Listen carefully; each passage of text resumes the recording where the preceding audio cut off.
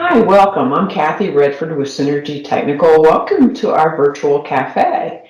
Today, we're very excited to have our friends from Operation Smile joining us today. We'd love to hear more about their mission and all the good work they're doing. With us today, we have Bentley Patterson. Bentley is the AVP of Enterprise Application and Technology. And then we also have Nicole Bell. Nicole is the Director of Public Relations. So thank you guys for joining us. Welcome. Thanks for Thank you inviting for us. having us. Yeah, and we'd love to, for those of in our audience that aren't familiar with the good work that Operation Smile does, would you mind, Nicole, sharing a bit about your mission and your organization? Sure, absolutely. Number one, thank you so much, Kathy, for the opportunity to have this conversation and to talk about Operation Smile with your audience. For people who are unfamiliar with Operation Smile, we are a global charity.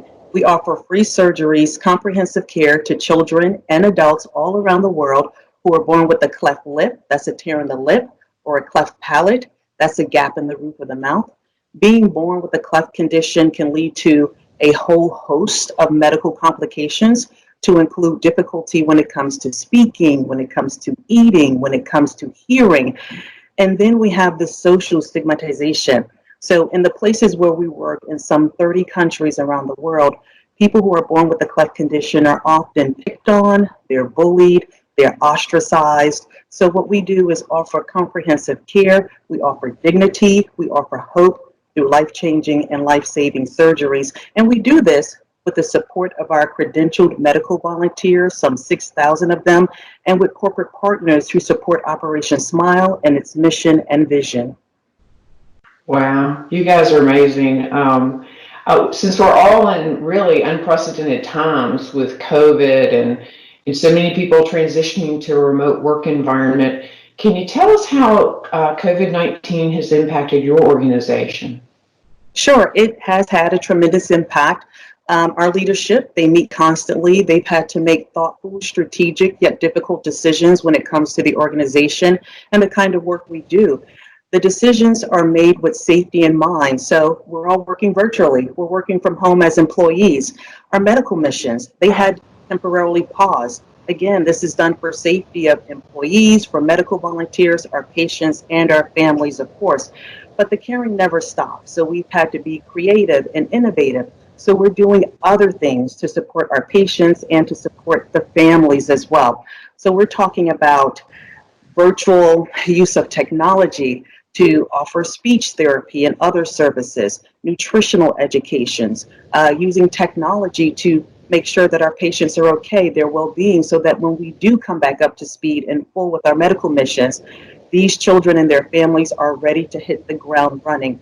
We are working with ministries of health. We have redirected some of our supplies that were meant for medical missions that were put on pause. So we're working with ministries of health in different places where we work and donating PPE and other things to help the medical professionals in those particular communities. So COVID-19 has had a tremendous impact, but we know the work we do is impactful and that is necessary and needed. So we're really just being creative because the caring never stops.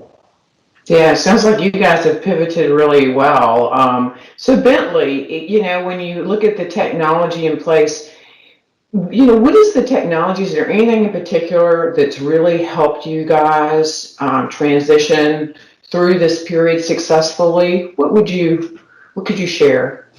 Yeah, we were really fortunate in that we had moved over to technologies that enabled us to go to a work from home environment in March, really very very seamlessly, and it was good timing and good organization.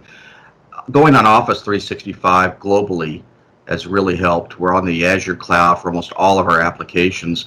And so by having that commonality around the world with our foundations and headquarters and partner countries, we've been able to work together very, very collaboratively, and really moving from working from the office to working from home was very easy.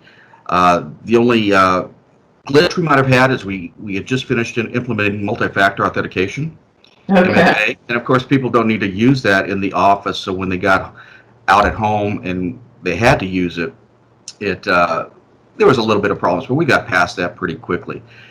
if there's one technology that we use that has just been wonderful, is Microsoft Teams. Has helped us really keep in communication via chat and video conferencing. While we're in the office, there's a lot of pushback, honestly, about using it. People didn't like it. We've been on a Skype for Business company for a long time, but IT wanted to push for Teams. When we got outside, Teams was necessary. You just couldn't walk over to somebody's desk or cubicle. You had to talk.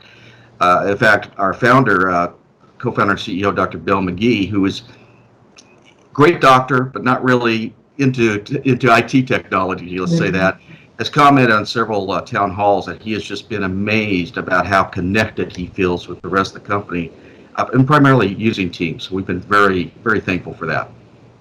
Yeah, it's you guys have always been very proactive around technology. I feel like we've been working with you for quite a while. Yeah. So it's been great to see. So for both of you, gosh, I'm not sure how many weeks is it now that we've been working remotely. I think about 14 weeks or something. Yeah. Wow. So we're at 14 weeks. How have your employees adjusted? What's working well?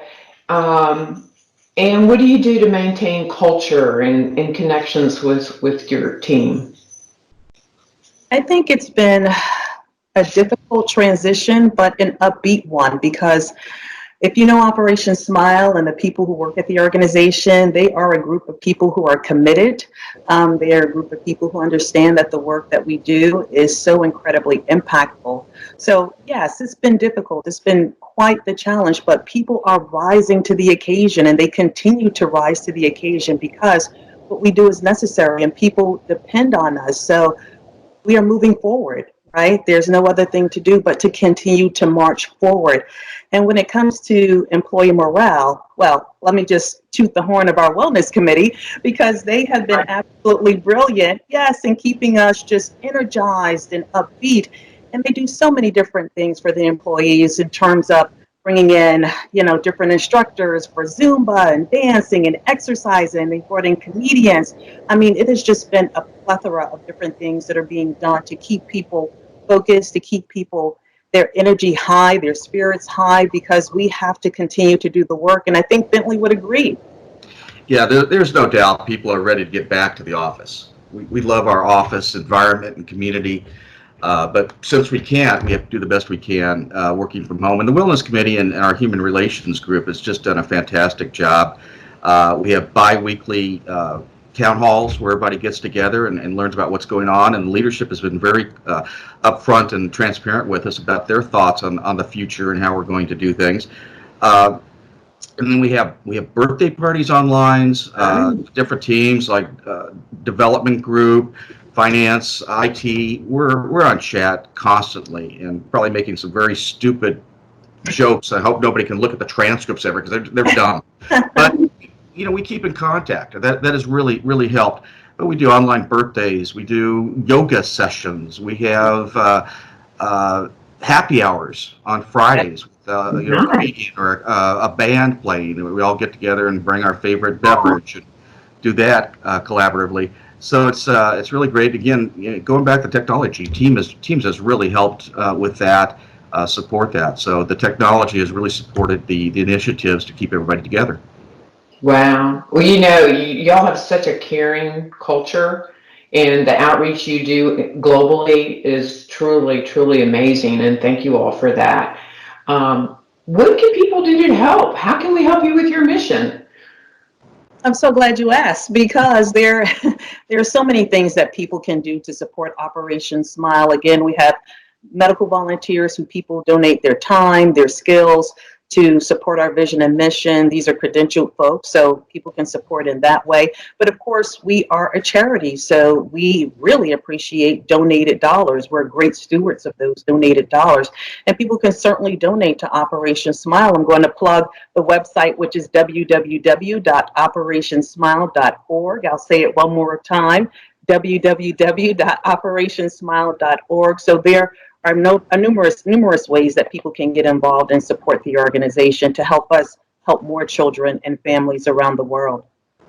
Awesome. Well, it's a delight to be with you all today. Thank you for sharing and keep up all your good work. And we'll make sure that we post your site as well so people can continue to support you in your wonderful mission. Thanks again. Thank you, Kathy. Thank you so much, Kathy.